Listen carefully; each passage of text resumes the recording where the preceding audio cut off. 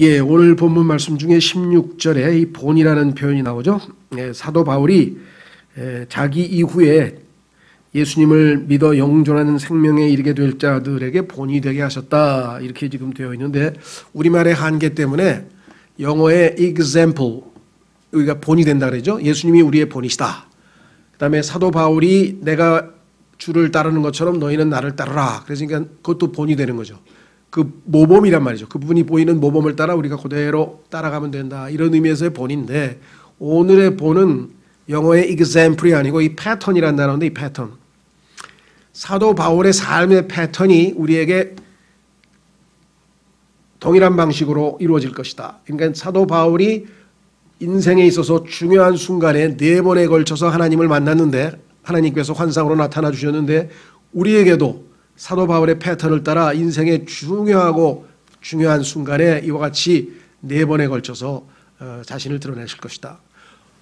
저는 벌써 400번도 넘게 하나님을 만났는데요, 그런 분이 계신데 그 말은 맞고요. 왜? 우리 안에 계시니까 항상 계시고 매일 교제하고, 그게 아니라 인생의 어떤 중요하고 터닝 포인트가 될 만한 그런 면에 있어서는 더 의식을 더 직접적으로 사도 바울에게는 아예 환상을 보여주셔서 눈으로 볼 수 있게 해주시고, 우리 같은 경우에는 요즘에는 환상 특별한 경우에는 예외인 경우를 제외하고는 보통의 경우는 하나님의 말씀으로 우리에게 계속해서 확신을 주시는 방식으로 우리에게 뭔가 방향을 정해주시고 또 우리의 갈 길을 열어주신다. 그런 의미에서 바울이 우리의 삶의 패턴이다. 그래서 우리는 적어도 이 4번에 걸쳐서 하나님이 우리에게 나타나실 것을 확신하는 가운데 믿음으로 살아갈 수 있다, 그런 의미입니다.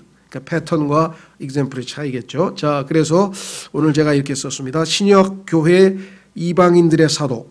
로마서 15장 16절에 보면은 예수님께서는 유대인들의 사도로 오셨고, 바울이 유대 이방인들의 사도로 임명받았다는 사실을 성경은 명백하게 우리에게 말씀을 해주죠.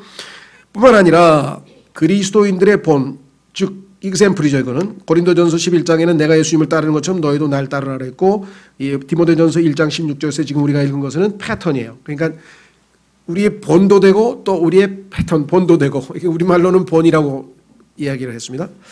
인정받은 바울에게 주님께서는 4번의 환상을 보여주셨습니다. 이를 통해 바울은 모든 시련을 이겨내고 새 힘을 얻어 자기에게 주어진 그 길, 이 땅에 태어난 모든 인간에게는 하나님께서 우리가 걸어야 할 그 길을 제시해 주십니다. 물론 I am the way, 내가 곧 길이다, 예수님이 길이죠. 그런데 그 길에는 각자가 가야 할 코스가 정해져 있어요. 1코스, 2코스, 3코스, 4코스. 육상 선수할 때 보면은 1에서 8코스까지 다 있죠. 자기가 달려야 될 코스가. 그 코스를 벗어나서 남의 코스에 침입하면은 그건 파울이 돼가지고 안 되는 거죠. 또 스케이트도 마찬가지. 코스가 정해져 있잖아요. 코스를 침범하면. 그래서 나는 내 코스를 간다. 그래서 사도 바울이 하나님이 나에게 정해진 그 코스를 끝까지 완주하였다. 믿음을 지켰다, 이렇게 얘기를 했죠. 그리고 상급을 나는 바라본다, 이렇게 고백을 했는데, 주님께서 어떻게 바울의 필요를 채우셨는지를 공부하고자 합니다. 여러분과 저에게도 동일한 주님께서 함께하고 계심을 잊지 마십시오. 첫 번째 나타난 것은 사도 바울을 구원하기 위해서 나타나셨어요. 하나님께서 첫 번째는 회심시키기 위해, 회심이라고 하는 돌이킨다는 뜻이죠. 돌아온단 말이에요. 하나님과 반대되는 방향으로 이상한 곳으로 가서 엉뚱한 곳으로 가고 있는 사도 바울을 하나님께로 돌이켜서 예수님을 믿도록 하기 위해서, 회심시키기 위해서 하나님께서 나타나 주셨다. 사도행전 9장에 거기 성경 구절 한번 찾아보겠습니다. 바울은 자신이 하나님을 잘 믿고 있다고 생각했어요. 그래서 나름대로 열심히 종교 생활을 하고 있는 중에 갑자기 어떤 한 젊은 청년이 나타나서 자기가 하나님이라고 나타나서 이상한 이야기를 하는 것을 듣고 화가 난 거죠. 무슨 소리야?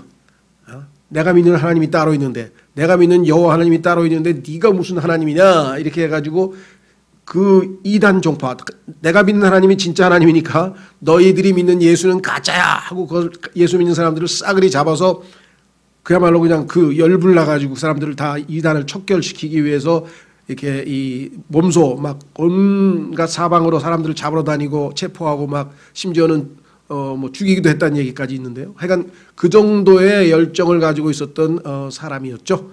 예, 그래서 지금 시리아, 오늘날 시리아라고 하는 나라의 다마스커스라고 하는 곳으로 이제 예수 믿는 사람들을 체포하러 영장을 받아가지고, 여기 보면 이제 대제사장에게 체포 영장을 받아가지고 잡으러 가는 길에 예수님께서 이제 나타나셨어요. 넌 지금 잘못된 길로 가고 있으니까 돌이키라 이거죠. 그래서 그걸 회심이라 그래요. 마음을 돌이킨다 그랬죠. 자, 그래서 사도행전 제가 지금 9장으로 가죠. 한번 보겠습니다. 1절서부터 보시면 사울이 주의 제자들을 치려고 여전히 위협과 살기를 내뿜으며 대제사장에게 가서, 회심하기 이전에 이름은 사울이고요. 나중에 바울로 이름이 바뀌었습니다. 다마스쿠스의 회당들에 가져갈 편지를 그에게 요청하니, 이것은 그가 이 길이 우리가 잘 아는 this way니까 동양에서는 이걸 도라 그러죠. 길. 그런데 이 세상에 있는 모든 길은 사람들이 설명하는 어떤 사상이에요.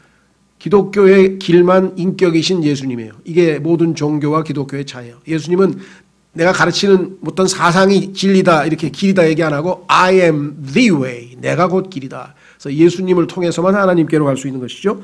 자, 이 길에 속한 사람을 만나면 남자와 여자를 막론하고 그들을 결박하여 예루살렘으로 잡아오려 함이더라. 사울이 길을 가다가 다마스쿠스에 가까이 이르렀을 때 갑자기 하늘로부터 빛이 나와 그를 둘러 비추더라. 그가 땅에 쓰러져 들음에 한 음성이 있어. 이 빛이 나중에 보면 뒤에 가서 설명할 때 사도 바울이 다른 간증을 할 때 보면 햇빛보다 더 강렬한 빛이어서 도저히 어떻게 감당이 안 돼서 그냥 쓰러져 버렸어요. 기절을. 한 음성이 있어 그에게 이르시되 사울아 사울아 어찌하여 네가 나를 핍박하느냐 하시거늘, 사울은 예수님을 평생에 만나본 적도 없는데 나를 핍박하시거늘, 이제 교리를 공부하신 분은 예수 그리스도는 머리시고 예수 그리스도를 믿는 그리스도인들은 몸이기 때문에 한 몸이니까 예수님을 믿는 사람을 핍박하면 예수님을 핍박하는 거게 되겠죠. 여러분도 교회 생활에서 내 옆에 있는 형제를 미워하면 예수님을 미워하는 것이에요. 내 옆에 있는 형제를 괴롭히면 예수님을 괴롭히는 거예요. 정신 차리세요. 형제자매하고 싸우면 예수님하고 싸우는 거예요. 정신 차리세요. 그 생각을 하면 내가 쟤를 어떻게 대해야 되느냐, 예수님 대하듯이 대해야 되는 거죠. 그렇죠? 자, 그래서 여기 나와 있어요. 내가 나를 핍박하느냐 하시거늘 그가 이르되 주여 누구시니까 하니, 순간적으로 알아채는 거야. 아, 이분이 주님이시구나. 왜? 유대인들은 초월적인 기적적인 일을 통해서 하나님과 사인을 주고받기 때문에 이건 틀림없이 하나님이 나타나신 거다 알아차렸죠. 그래서 주여 하니 주께서 이르시기를 나는 네가 핍박하는 예수라. 가시처럼 걷어차기가 내게 고생이라. 쓸데없는 고생을 하고 있구나. 잘못된 인생을 가고 있구나. 돌이키라. 그가 떨며, 당연한 반응이죠. 하나님을 만나면 뭐 헬로우 데디, 요즘에 뭐 이상한 책이 나와가지고 뭐 하나님을 가볍게 여기는, 친밀하다는 의미로 했겠지만 그렇게 가볍게 대하실 수 있는 분이 아니에요. 그분을 만나는 날은 처음엔 다 부들부들 떨어야 돼요. 그 거룩하심과 의로우심을 안다면. 그리고 그분의 사랑에 젖어서 우리가 감사하기도 하고 눈물도 흘리고 그분 앞에 엎드리기도 하고 그분 품에 안기도 하고, 나중 얘기죠. 그가 떨며 놀라 이르되 주여 내가 무엇을 하기 원하시나이까. 주의 뜻이 무엇입니까? 저를 향하신 주의 뜻이 무엇입니까? 하매 주께서 그에게 이르시되 일어나 도시로 들어가라. 그러면 내가 반드시 해야 할 일을 듣게 되리라 하시니라 그랬죠. 자, 그래서 그 듣게 될 일이 뭐냐? 15절로 가시면, 자 15절로 가면 이렇게 되어 있습니다. 그러나 주께서 그에게 이르시되, 이게 이제 아나니아라는 사람인데요. 내 길로 가라. 그는 바울은 어떤 사람이냐? 이방인들과 왕들과 이스라엘 자손 앞에서 내 이름을 전하기 위해 내가 택한 그릇이니라. 아, 바울은 복음 전도자로, 즉 사도로 부르심을 받은 사람이구나 라고 하는 것을 알 수 있죠. 그 다음에 16절에 그런데 내가 그가 내 이름을 인하여 얼마나 큰 일들로 반드시 고난을 겪어야 하는지 내가 그에게 보이리라 하시니. 자, 여기서 또 반드시 고난까지 겪어야 한다 그랬습니다. 우리 그리스도인도 마찬가지죠. 성경에 보니까 예수님을 믿고 구원받은 우리 그리스도인들에게는 much tribulation, 많은 고난을 통하여 하나님의 왕국에 들어가야 하느니라. 그렇게 성경에 써 있잖아요. 그렇죠. 그런데도 그리스도인들이 고난을 이상하게 여긴다면 성경을 너무나 모르는 거죠. 왜? 반드시 고난을 통과해서 하나님의 왕국에 들어간다 그랬는데 고난이 오면 하나님이 나를 버리셨나? 왜 그러시지? 의심을 한다는 것 자체가 성경을 너무나 모른다는 얘기죠. 자, 그래서 우리는 사도행전을 통해서 첫 번째 나타나시면 뭐냐? 구원시키러 오셨다. 이렇게 성경에 나와 있습니다. 자, 성경에 보니까 하나님은 우리를 찾아오시는 분이에요. 이 세상에 있는 모든 종교는 인간이 하나님을 찾아 나섭니다. 그걸 구도라 그러죠. 길, 그 길을 찾아라. 구도자라고도 하고 뭐 열심히 어떻게든지 하나님 찾아본다고 뭐 진리를 찾는 사람도 있고 별의별 사람이 다 있어요. 다 가짜예요. 왜? 성경에 보니까 하나님을 찾는 사람이 한 명도 없대. 내 주변에 쎄고 쎄는데 다 가짜야. 잘못이야. 왜? 그 사람들은 하나님은 이미 찾아와 계셔. 성경에 보니까 하나님께서 우리를 찾아오셨다고 지금 성경에 써 있어요. 그래서 지금 두 팔을 벌리고 어서 오라고 지금 계신데 이 하나님께로 안 가고 자기가 원하는 하나님을 찾아서 뭐 사상을 연구하고 막 무슨 돌을 닦고 막 별걸 다 하고 있는 거예요. 이게 다 가짜 신을 찾고 있는 거예요. 하나님은 다른 모든 종교는 자기가 원하는 신을 찾아서 떠나는 이상한 짓을 하는 거예요. 성경은 이미 우리를 찾아오셨다고 돼 있어요. 그분을 뭐예요? 영접하고 받아들이면 되는 거예요. 마음을 열고 받아들이면 되는 거예요. 이미 노크까지 하고 계신다고 계시록 3장에 말씀하셨잖아요. 그 하나님은 안 받아들이고 엉뚱하게 하나님 찾아 떠나는 사람들, 이건 다 자기 의예요. 자기가 원하는 하나님을 찾는 거예요. 자, 그래서 성경에 보니까 어떻게 했어요? 인간이 하나님을 찾았습니까? 아니죠. 하나님이 인간을 찾았죠. 왜? 도망쳤으니까. 아담아, 네가 어디 있느냐? 나와 함께 영광을 누릴 아담, 죄를 짓고 두려워서 숨어서 어디에 숨어 있느냐? 그래서 하나님께서 얼마나 안타까워하셨습니까? 하나님이 아담을 찾아오셨죠. 시편에도 하나님께서 우리를 깊이 생각하시고 결국 그 사랑으로 인하여 우리를 찾아오셨다고 시편 8편에 써 있죠. 그렇죠? 예. 자, 그래서 여러분 각자에게도 다양한 방식으로 찾아오셨을 겁니다. 친구가 준 전도지를 통해서 찾아왔든지, 설교를 듣다가 찾아왔든지, 어떤 사람은 뭐 밤에 꿈을 꾸다가 찾아왔든지, 뭐 뭔지 모르지만 하여간 하나님께서 찾아오셨을 때 여러분들이 거부하지 아니하고 그분을 receive, 받아들였기 때문에 하나님의 자녀가 되고 의롭다함을 얻고 그랬죠. 성경에서는 그분을 받아들이는 것, 이것이 바로 믿음의 믿음이라고 성경에 요한복음 3장에 기록되어져 있습니다. 그렇죠? 그래서 이제 구원시키기 위해서 우리를 찾아오신, 나타나신, 보여주시는 그분을 우리가 받아들이기 전에는 그 이외에 아무리 종교활동을 열심히 하고 무슨 일을 하든지 하나님에게 아무 의의가 없는 겁니다. 왜? 예수 그리스도를 찾아와 주시는 그분을 받아들일 때 우리를 하나님의 아들들이 되는 권능을 주셔서 신분이 바뀌고 생명이 바뀌고 이제 하나님과 동질해. 그래서 예수님은 우리를 형제라 부르기를 부끄러워하지 아니하셨다. 왜? 예수님과 동일한 신성한 생명을 우리에게 주셨기 때문에 이제 같은 본질이기 때문에 여기서부터 우리의 인생은 새로 출발하는 거죠. 그래서 우리는 새로운 출생, 영적 출생, 두 번째 출생, 다양한 이름을 붙여서 얘기하죠. 거듭남 뭐 다 하지만 그것이 바로 주님이 우리를 찾아오셨을 때 우리가 받아들이는 거죠. 여전히 그분을 거부하고 있는 사람들, 자기가 원하는 신들을 찾는 사람들은 이 땅에 수두룩하게 널려 있습니다. 자, 그래서 우리는 이 주님을 받아들이면 대부분 다 이제 그러면 제가 무엇을 하기를 원하십니까? 하나님의 뜻은 무엇입니까? 저를 향하신 하나님의 뜻은 무엇입니까? 하나님의 뜻은 성경에 한 10여 가지 쭉 쓰여 있죠. 예. 그 하나님의 뜻, 성경에 나와 있는 그 일반적인 하나님의 뜻 말고 나를 향하신 하나님, 제가 이 땅에 태어난 것은 하나님이 나를 창조하신 것인데 무엇을 하기를 원하십니까? 라고 이렇게 바울처럼 물어보게 되겠죠. 그래서 하나님께서 나는 그냥 아무 말씀도 없으셨는데요. 예.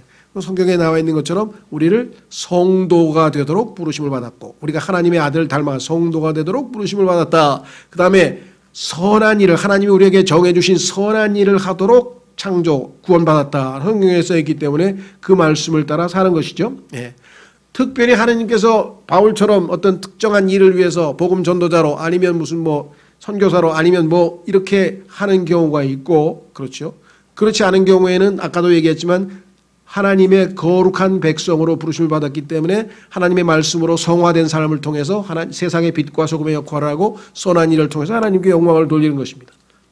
모든 인생이 다 똑같지는 않다 그랬죠. 예. 바울은 특별한 시대에 특별한 목적을 위해서 하나님께서 사용하신 그릇이라고 성경에서 말씀을 하셨죠. 자, 그래서 우리는 드디어 이제 종교인에서 그리스도인으로 바뀔 때에 나타나셨고, 두 번째, 이제 부지런히 일을 수행합니다. 하나님께서 그에게 맡기신 그 일을 바울처럼 이렇게 열심히 한 사람도 좀 드물죠. 예. 그래서 지금 일을 수행하고 있는데 열심히 지나쳐서 때로는 자기 방식대로, 우리는 잘 모르죠.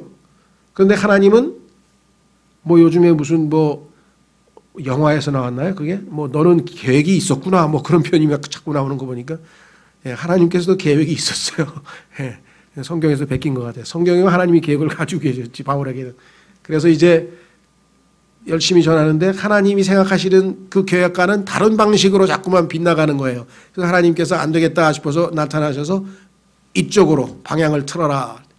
바울은 자기가 원하는 대로 막 열심히 복음을 전하는데, 성경에 하나님이 정하신 원칙은 모든 하나님의 방향은 동에서 서로 나가야 돼요. 서쪽으로 하는 것이 하나님이 정하신 방향이에요. 그래서 성막에 들어갈 때도 동에서 서로 가고, 하나님의 방향은 하여간 전부 다 동에서 서로 가야 돼요.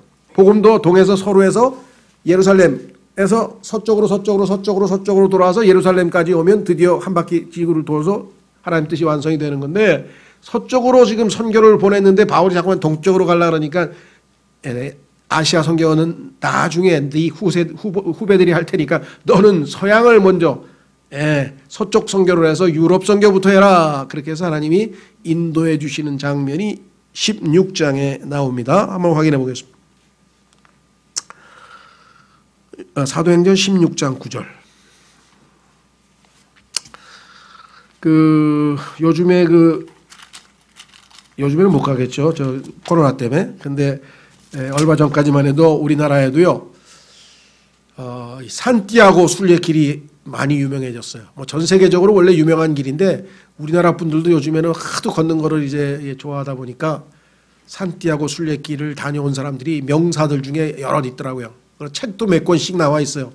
그 중에서 저는 이제 거듭난 그리스도인이라고 생각되는 분이 이제 쓴 책을 한번 읽었는데, 제목은 노란 화살표를 향하여 걸었다, 뭐 그런 제목이에요. 그래서 거기에 보니까 산티아고로 가는 그 산길이잖아요. 그 거는 길에 항상 노란 화살표가 글로 가라는 방향 표시예요.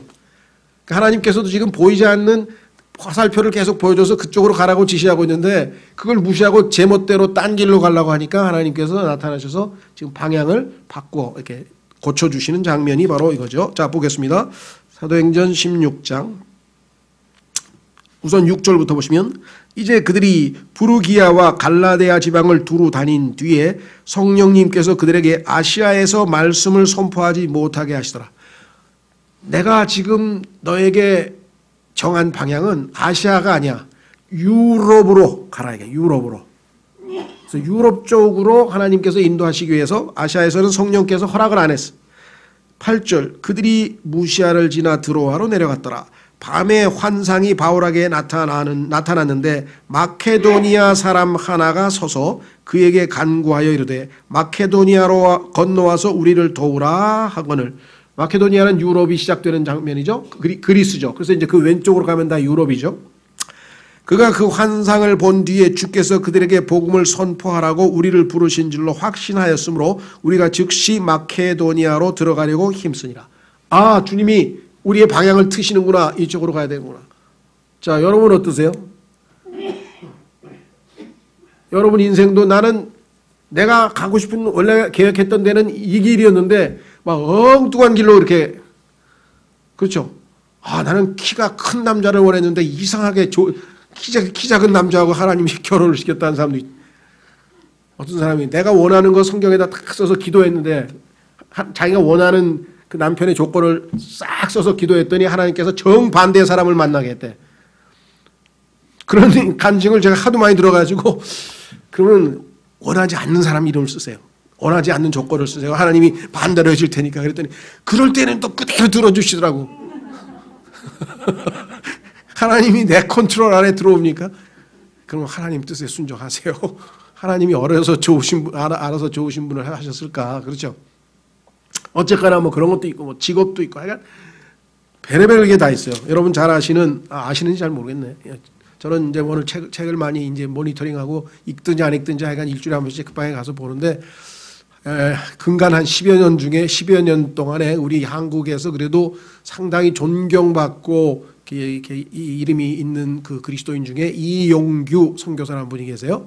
이분은 미국의 하버드 대학에 가서 역사학 박사를 받고 이제 아주 대학 교수가 되기로 딱 정해져 있었는데 갑자기 하나님께서 그냥 일을 틀어가지고 몽골 선교사로 보냈어요. 그래서 몽골에 가서 선교사를 하다가 또 거기에서 대학을 세우고 뭔가 좀 이렇게 틀이 잡혀서 이렇게 뭔가 좀 딱 진행될 만 했더니 그만해가지고 또 인도네시아로 보내가지고 또 인도네시아 가서 지금 또 뭐 크리스찬 대학교를 만드신다나 그러니까 뭐 그래서 이분이 그때 하나님께서 자기에게 방향을 트셨을 때 어떤 태도를 취했냐. 자신을 내려놓았다. 그래서 유명한 책이 있어요. 첫 번째 책이 내려놓음이에요. 그거를 읽은 사람은 두 번째를 저는 다 읽었어요. 두 번째 더 내려놓음이죠. 더 내려놓음. 그 다음에 세 번째, 네 번째, 다섯 번째 하여간 제가 알기로는 다섯 번째까지 나온 것 같은데 그 다음에 또 나왔는지는 제가 아직 못 봤는데 삶에서 하나님께서 이렇게 간섭하셔서 자기가 의도했던 데가 아니라 하나님의 방향으로 틀어주신 그러한 것들이 있습니다. 그것이 작게는 진로, 작게는 학교, 작게는 나는 이상하게 강북에서 살고 싶었는데 왜 하나님이 강남으로 보내줬지? 그러다 보니까 내가 그냥 갑자기 졸지에 부자가 됐네? 뭐 이런 사람도 있어요. 근데 그 사람이 또 그러더라고요. 근데 문제는 집은 비싼데 소득이 없어가지고 먹고 사는 게 소위 말하면 중하인데 집은 동그라니 비싼데 이건 뭐 어디 가서 딴 데 가서 살 수도 없고 이럴 수도 없고 하면서 또 고민을 털어놓더라고요. 하여간 우리의 삶에서 하나님께서 방향 전환을 해 주실 때가 있다라는 사실을 우리가 우리의 삶에서도 아마 체험을 하실 겁니다. 그렇죠? 어제 우리 김현우 형제 우리 정경성 자매님 아드님 결혼할 때 보니까 그 나 목사님이 아주 재밌는 얘기를 했는데 두 부부가 이 코로나 부부래. 코로나 부부. 야, 코로나 때문에 결혼했다는 거야. 예? 연우 형제는 여기서 좀 준비해가지고 미국에 가서 신학 공부를 하고 뭔가 좀 하려고 했는데 코로나 때문에 못 가고 이 자매는 미국에서 공부하다가 코로나 때문에 귀국하고 그래서 만나서 예, 코로나 때문에 결혼한 부부라고 아주 참 재미있는 이야기를 했는데 맞죠? 하나님이 어떤 방향으로 어떻게 인도하실지는 우리는 아무것도 모른다. 자, 세 번째는 이렇게 하나님이 인도하셔서 또 열심히 복음을 전하고 저 유럽의 스페인까지 가서 그냥 전역을 돌아다니면서 예수님은 성경에 보니까 went about doing good. 사방을 돌아다니시면서 선행을 하셨다. 이렇게 성경에 써 있는데 사도 바울은 went about preaching. 사방을 돌아다니면서 복음을 전하는 게 이제 주어진 책무였는데 가는 곳마다 상당히 어려운 일들이 꼭 있었네요. 많은 고난이 있다고 아까 예수님 미리 예언해 주셨잖아요. 그러니까 바울은 예언대로 되는구나 그렇게 생각했겠죠. 자, 확인해 보겠습니다. 사도행전 18장 9절. 사도행전 18장 9절에 보니까 사도 바울이 가는 곳곳마다 하나님이 선히 인도해 주시고 인도까지 해 주셨으니까 뭐 잘 풀렸냐? 잘 풀린 게 아니고요. 고난이 많이 기다리고 있었어요. 사도행전 18장 9절. 사도행전 18장 9절. 그래서 보니까 주변에서 우리 그리스도인들이 때로 어렵고 힘든 일을 당하면 예수 믿는 사람들이 그걸 보면서 예수 믿으면 고생하겠구나. 안 믿어야 되겠다. 이런 사람 덜어 있어요. 실제로 보니까. 근데 그것보다 훨씬 더 좋은 게 많다는 사실을 잘 몰라서 그렇죠. 자, 사도행전 18장으로 가보시면은요. 이렇게 써 있습니다.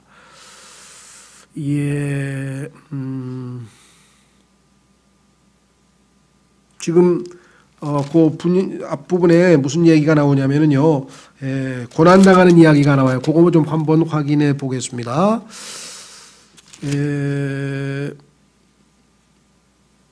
5절부터 보시면요, 사도 바울이 어느 장소에서 복음을 전하고 있다가 고난당하는지 나와 있어요. 실라와 디모데가 마케도니아에 왔을 때에 바울이 영 안에서 눌려 유대인들에게 예수님께서 그리스도이심을 증언하며 유대인들이 너무나 마음을 부담스럽게 하는 거예요. 왜?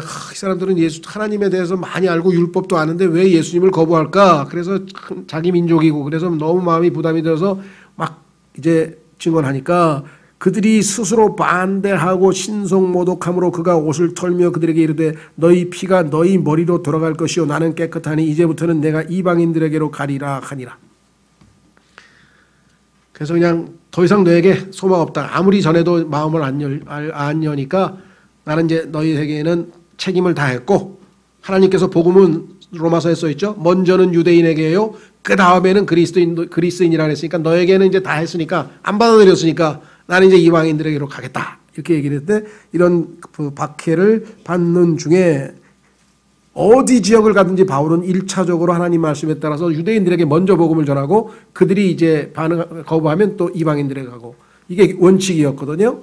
자, 그러다 보니까 많이 지쳤겠죠. 또 박해가 심해지고 그래서 9절 그때 주께서 밤에 환상으로 나타나셨죠. 바울에게 말씀하시되 두려워하지 말며 잠잠하지 말고 말하라. 지금 두려워할 상황이에요. 자꾸만 위협이 가해지고 막 신체적인 위협이 가해지고 막 협박이 가해지고 막 이런 상황인데 주님이 나타나셔서 이제 위로하시는 거죠. 두려워하지 말며 잠잠하지 말고 말하라. 내가 너와 함께 있음에 껐떡하지 말라. 내가 네 옆에 있다. 함께 있음에 아무도 너를 공격하여 해치지 못하리니. 이 말씀 잘 붙들고요. 밤에 깜깜할 때 자매님들 걸어다닐 때 딱 아무렇지도 않아요. 네. 왜? 주님이 함께 있는데 누가 칼 들고 오든 뭐 총을 들고 오든 쏠 수가 있겠어요? 어떻게 하겠어요? 총을 꺼내면 뭐 총이 나가겠어요? 안 나가겠어요? 안 나간다니까. 겁낼 거 하나도 없어요. 그죠? 네. 자, 그래서 뭐라고 얘기했느냐? 주님께서 공격하여치지 못하리니 내게는 이 도시에 많은 백성이 있느니라 하시더라. 네가 앞으로 구원할 사람들이 한둘이 아닌데 겁먹을 필요 없다. 내가 함께 하겠다. 이렇게 약속하셨어요. 자, 우리의 인생에도 힘들고 어려울 때가 뭐 한두 번이겠습니까? 네, 다양한 방식으로 주님께서 나타나시는 것을 우리가 보게 되죠. 제일 또 성경에서 유명한 그 예는 엘리야라고 하는 사람이죠. 하나님의 쓰임을 받아서 그 바알의 모든 그냥 거짓 선지자 이런 가짜 종교인들을 막 850명이나 다 처단하고 그냥 막 정말 대단한 그 이 민족 영웅으로 나타났는데 이세벨이라고 하는 왕비가 그냥 겁박을 하니까 막 놀래가지고 숨어가지고 버들버들 떨려. 그러니까 하나님께서 찾아가서 이제 이야기를 했죠.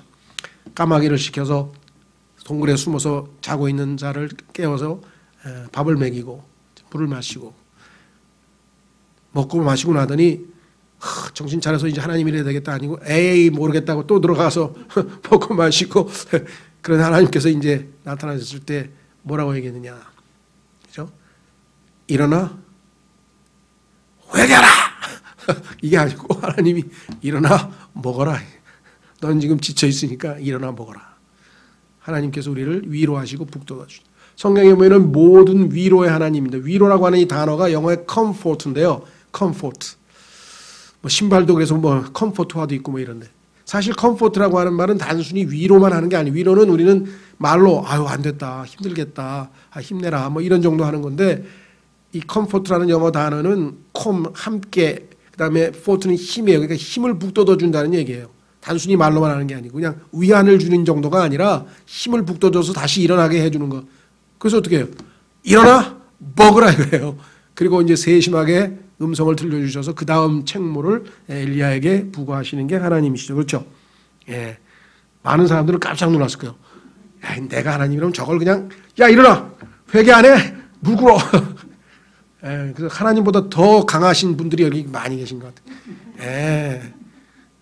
쭉 늘어져가지고 자빠져서 뒤에 자는 친구들 찾아가지고 정신 못 차려 이놈아! 뭐예요? 야 일어나 내가 치킨 사왔다. 이거 먹어라 좀. 그래야죠. 그게 하나님 다움이에요. 그죠? 예. 그래서 힘을 얻어야 그 다음에 일을 할 거 아니겠어요? 자, 그래서 바울도 네가 대사도가 지금 이게 무슨 꼴이냐 이렇게 안 하시고 그에게 힘을 북돋아 주십니다. 그래서 빌립보서 4장 13절에 내게 나를 뭐예요? strengthen. 강하게 하시는 그분을 통하여 내가 뭐든지 할 수 있다. 바울은 얘기했잖아요. 왜? 나를 강하게 해주시고 나에게 힘을 주시는 분이 계시지 않느냐. 그렇죠? 그 다음에 하나님은 우리에게 두려워하는 영을 주시지 않는다. 두려움의 영을 주시지 않는다. 두려울 게 뭐가 있냐. 어떤 핍박이 있든 간에 이겨낼 수 있다. 주의 기쁨이 우리에게 힘이다. 힘. 내가 힘을 낼 수 있는 것은 주님이 나를 기쁘시게 하고 자신의 기쁨을 나에게 제공하시기 때문이다. 그래서 내가 용감히 행할 수 있다. 시편에 보면 엘리야에게 하신 말씀이 실감이 나요. 하나님께서는 우리의 구조를 아시나니 우리가 뭔지임을 아시나이다. 우리가 얼마나 약한 사람인 줄 아는데 지쳐가지고 지금 그냥 막 부들부들 떨고 있는데 와가지고 정신 차려라 회개하라고 하나님이 야단을 치시겠어요? 하나님에 대해서 뭘 몰라도 한참 모르고 있는 거죠. 자, 그래서 우리는 여러분의 삶에 힘이 필요할 때, 위로가 필요할 때, 핍박이 다가올 때, 또 오해를 당할 때, 실망할 때, 낭망할 때, 주저앉을 때, 어떤 상황에서든 주님께서는 주저앉지 않게 여러분들에게 찾아오셔서 힘을 북돋워 주시고 위로하시고 도와주시고 함께 하시는 분이시다 라고 성경은 말씀을 했죠. 우리의 체험이 정확하게 일치합니다. 그렇죠? 자, 네 번째는 이제 하나님께서 자신의 우리를 향한 뜻을 완성하실 때까지 보존해 주신다, 지켜 주신다 약속을 하셨네요. 자, 사도행전 27장에 가면 사도 바울의 인생의 마지막으로 네 번째로 하나님께서 나타나셨는데 사도행전 27장으로 가보겠습니다. 사도행전 27장.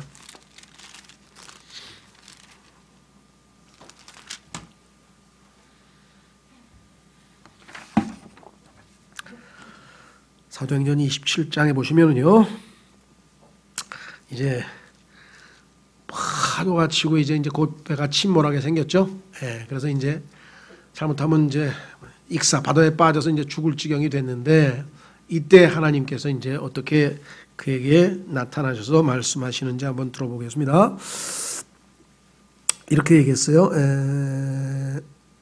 20절서부터 여러 날 동안 해도 별도 보이지 아니하고 작지 않은 폭풍이 우리를 덮침에 우리가 구원받으리라는 모든 희망이 그때에 사라졌더라. 이때의 구원은 죽음으로부터, 그렇죠? 익사, 바다에 빠져 죽는 것으로부터 우리를 구원. 그러나 오랫동안 먹지 아니한 뒤에 바울이 그들의 한가운데로 나아가서서 이르되 선생들아 너희가 내 말을 듣고 크레테에서 떠나지 아니하여 이러한 피해와 손실을 면하였어야 하였느니라. 바울은 그때 떠나지 말자, 지금은 때가 아니다, 이렇게 하나님께서 뭔가 가르쳐 주셨는지 그렇게 얘기를 했는데 무슨 소리야, 너는 뱃사람도 아니고 우리는 전문가야, 시끄러, 이러고 해가지고 지멋대로 해가지고 지금 일이 터진 거예요. 그렇죠? 자, 그래서 이렇게 얘기했습니다. 이제 내가 너희를 구원하노니 기운을 해라. 배만 잃을 뿐 너희 가운데 한 사람도 생명을 잃지 아니하니라. 배는 어차피 물에 빠질 수 있겠지만 너희는 살 수 있다. 왜? 하나님이 약속하셨다. 나를 소유하신 하나님 곧 내가 섬기는 분의 천사가 이 밤에 내 곁에 서서 이르되 바울아 두려워하지 말라. 내가 반드시 카이사르 앞에 가야 하리라. 보라, 하나님께서 너와 함께 항해하는 자들을 어떻게 했다고요? 다 내게 주셨느니라 하였으니. 그러므로 선생들아 기운을 내라. 내가 하나님을 믿노니 내게 말씀하신 그대로 되리라.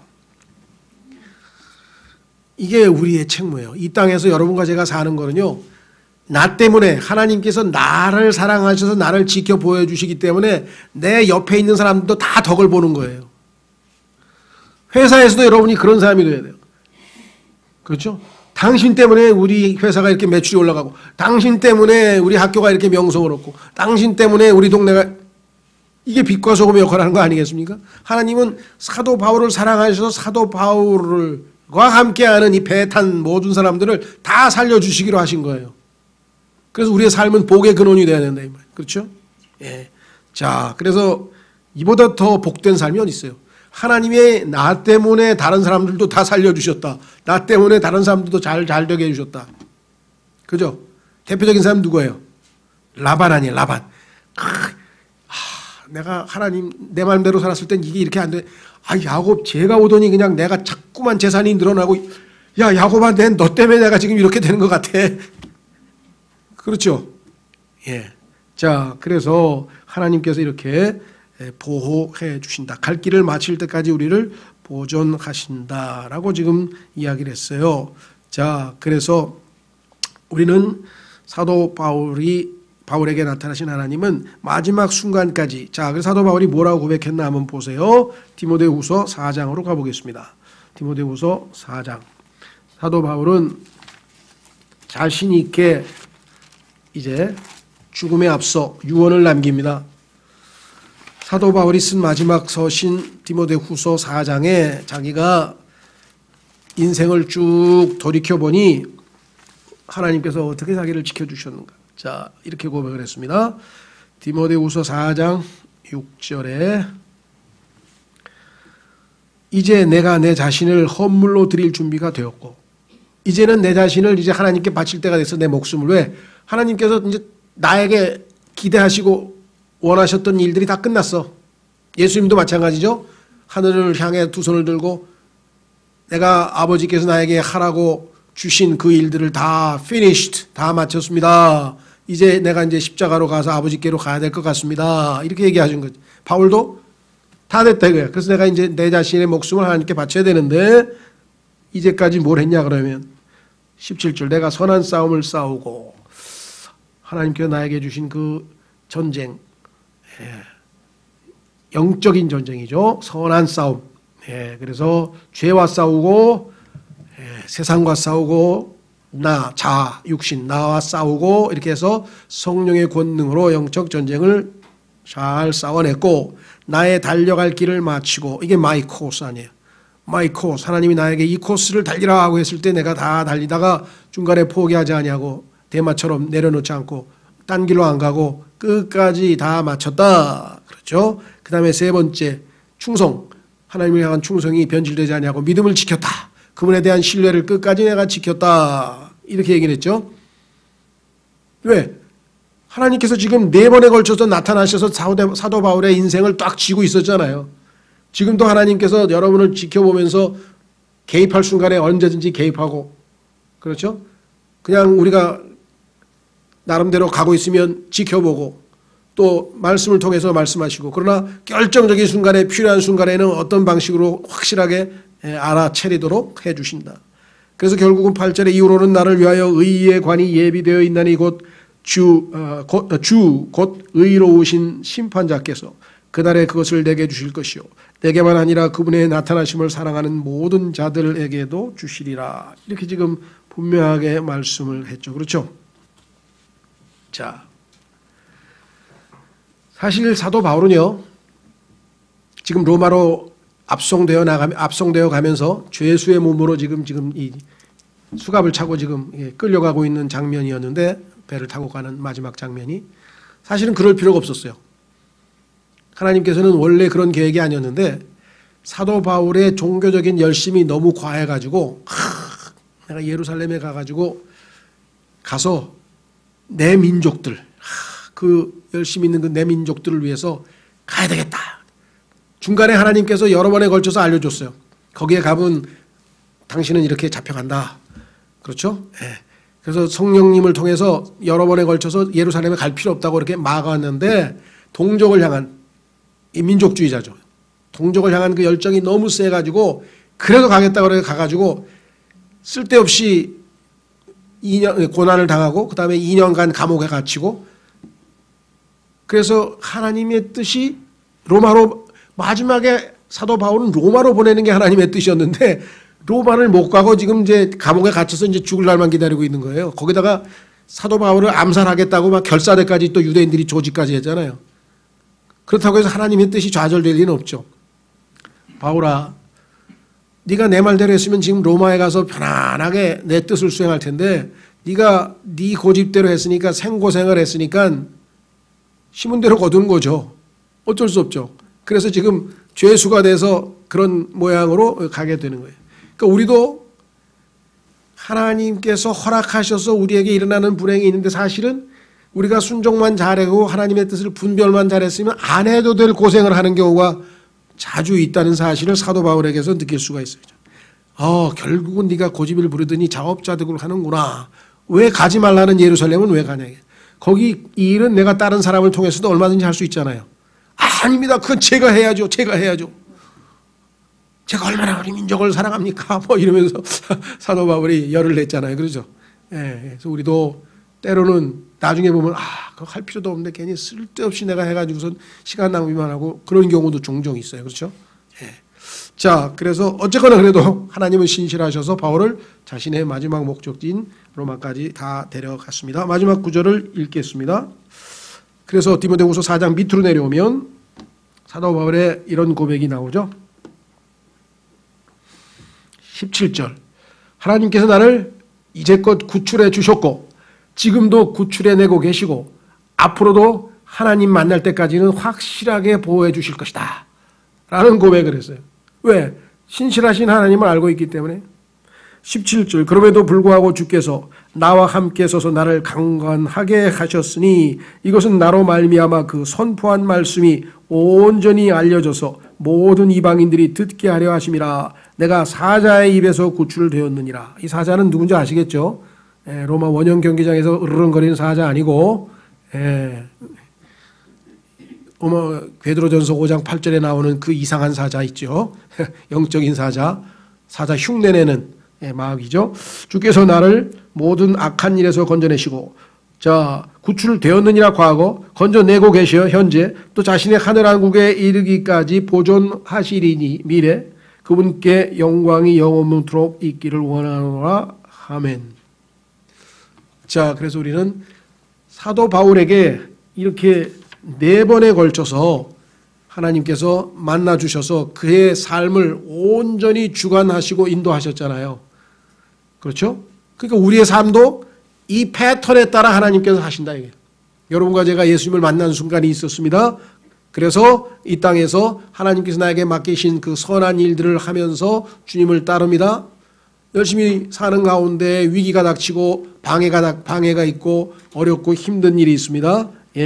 그럴 때 주님의 위로와 힘을 북돋워 주시는 그 힘을 따라 주님을 또 따라갑니다. 여러 가지 위험과 어려움이 닥칠 때 지켜주시고 보호해주시고 결국은 하나님께서 우리를 향하신 그 뜻을 우리가 다 수행할 때까지 하나님께서 책임을 지신다. 이게 사도 바울을 우리의 패턴으로 삼으셨다는 성경의 의미라 이 말이에요. 그렇죠? 그러니까 두려워하지 말고 어떤 상황에서든지 하나님께서는 이 패턴대로 우리를 이끌고 가신다. 이것이 하나님의 뜻이다. 그랬습니다. 특히 코로나 사태를 직면해서 여러 가지 이런저런 어렵고 힘든 일도 많고 주변에서도 그런 일들을 볼 텐데 주변에 있는 그리스도인들 중에서 낙심하거나 주저앉거나 이런 분들이 있다면 여러분들이 이 말씀들로 권면하고 또 아직 하나님을 알지 못하는 사람은 하나님을 만남으로 말미암아 이렇게 복된 하나님의 선한 주관하에 살아가는 새로운 인생을 살아갈 수 있도록 우리가 이제 복음을 전해드릴 수도 있겠죠. 이 시간에 이와 같이 우리를 향하신 신실하신 주의 뜻을 성취하시는 하나님께 감사하는 마음과 그 뜻에 순종해서 이 땅에서 주님을 따르겠다는 우리의 마음을 하나님께 기도로 올려드리겠습니다. 다 같이 우리 기도하겠습니다.